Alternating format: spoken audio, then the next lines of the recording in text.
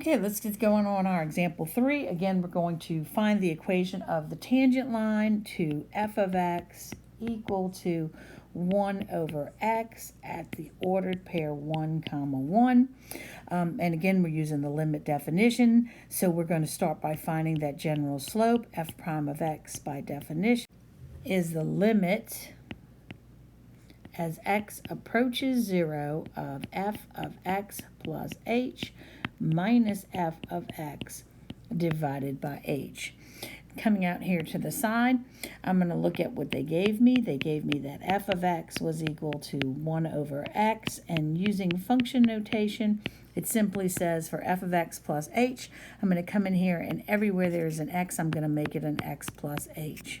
As I've said before, when we put things in to this formula, we're only going to put in the f of x plus h and the f of x. So let's go ahead and do that. We get that this will then be equal to the limit as h approaches 0 of 1 over x plus h. I want you to leave a little bit of space there, minus 1 over x divided by h. And I left the space there on purpose. This actually is going to give me 0 over 0 if I try to do a direct substitution here. So I need to try to do some of the other things that were on my list. And I know that I had factoring as one of the things that I was able to do. But the problem is we can't deal with complex fractions in factoring. There's no really way for us to do that. What we have to do is turn this into a single fraction. In order to turn this into a single fraction, what I'm going to have to do is get a single fraction on the top, a single fraction on the bottom, and then flip that bottom one and multiply. So let's look at the top. Now, in order to get a single fraction, I need for those two terms to have a common denominator. The common denominator for functions has to have each of the pieces that we see. So there's going to have to be an x piece and an x plus h piece. And to make sure that each one of those have them, what I'm going to do is I'm going to come in here and I'm going to multiply each of them by what they are missing. This first fraction is missing the x piece, so I'm going to come in here and multiply it by x over x.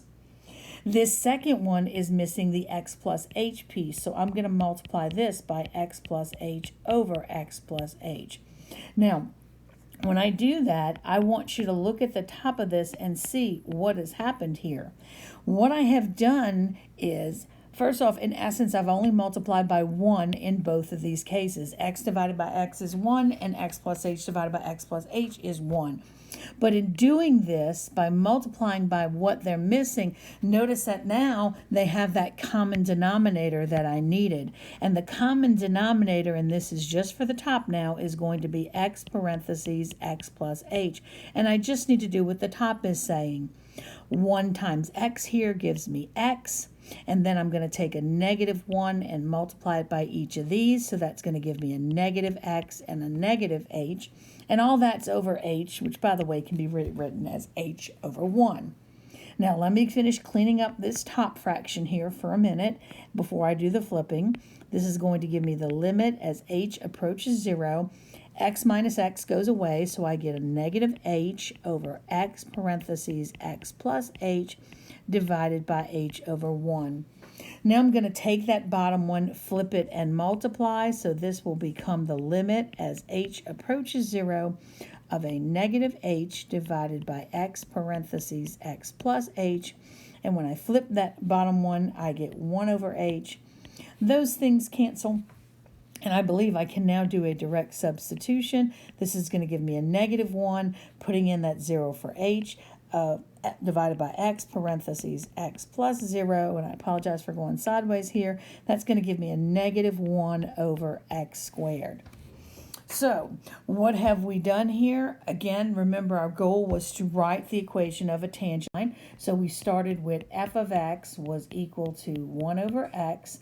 We were interested in writing the equation of the tangent line at the ordered pair 1, comma 1, and we found that our general slope, which we found using the limit definition, was a negative 1 over x squared. Again, what this gives me here is what I call the general slope. As soon as I know I have to write the equation of that tangent line, I know that I need two things. I need a specific slope, and I need a point on the line. Well, they gave me the point on the line. The point on the line is the ordered pair 1, 1. And to find the specific slope, I just need an x value. I'm going to use the x value they gave me. That is, I'm going to evaluate f at 1. That just means go back into my general slope, and everywhere there's an x, make it a 1. So I get that my specific slope is actually going to be equal to -1, because I get -1 divided by +1, which is a -1. That is my m. The ordered pair x1, y1 is the point I'm given. And once again, we're going to use y minus y1 will be equal to m times x minus x1. Never putting anything in for x or y, just the x1, y1, and the m. So I get y minus 1 is equal to m, which is -1 times x minus 1. Y minus 1 is equal to a negative x plus 1, and then adding 1 to both sides, I get y is equal to a negative x plus 2.